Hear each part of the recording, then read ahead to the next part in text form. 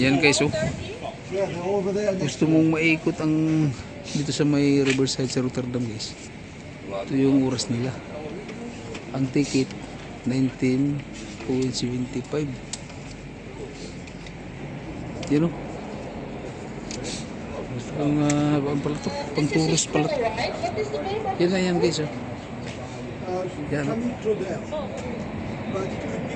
Hindi ko alam kung anong oras na babalik. Pero yan pala, pang ano pala to, para sa gusto na ma-explore yung lugar sa Rotterdam. Ito, hindi ko alam kung ilang oras ang biyahe dito. Tatanungin natin. Yan guys, kung akala ko ang una ano lang to, kung gusto lang umuwi, kabila, hindi pala. Pang ano pala to, pang tour. Yan guys, oh. Sayang guys, wala, hindi na yung bilim na.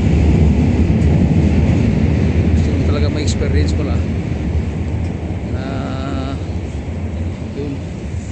So hindi naman tayo punta dito para mag-tour, kaya hanggang tigil na tayo guys. You know?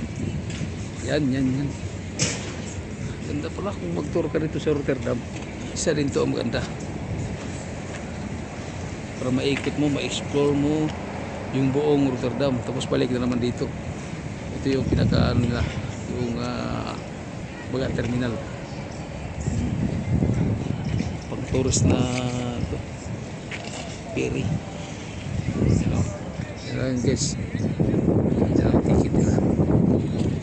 Ito yung Thon Hotels na pinag-istihan ko guys.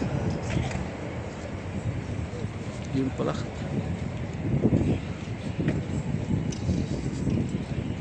Ngayon at kung medyo busisi ka lang guys, pero alam mo na talaga kung bakit maraming tao na pumapasok. Yun pala, gusto lang talaga ma-experience yung ganun na subakay ka sa barko, yung maliit na barko, yung ferry lang. Yan guys, enjoy mo yung sarili mo. Kapag sumakay ka, kikita mo buong lugar ng Rotterdam sa Riverside lang. Yun lang yun guys, importante. Yan o, yan guys, maraming tao na gusto mo tour. Ito guys, nagtanong ko guys, 75 minutes pala, almost 1 hour ang ikot lang sa 19.75 euro na ticket. Nagtanong ako, 75 minutes tapos balik naman dito. Ganda pala guys, kaso lang wala na akong euro, naubos. Kaya natingin na lang guys. Ganda may experience sana. Okay.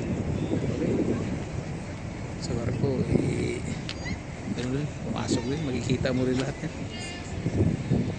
Kaya iba lang talaga, iba guys kung pumasok ka dyan sibi, parang ma-enjoy mo yung tour. Yan guys, nag-aabang yan. Enjoy your life lang, you know. Korean, mga experience nila. Sila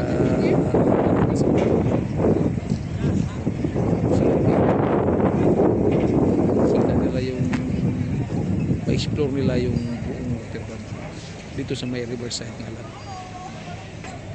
And guys, this is, nalalaman nyo kapag pumunta kayo dito sa Rotterdam, Holland, Netherlands, isa din to na magandang tanawin ito.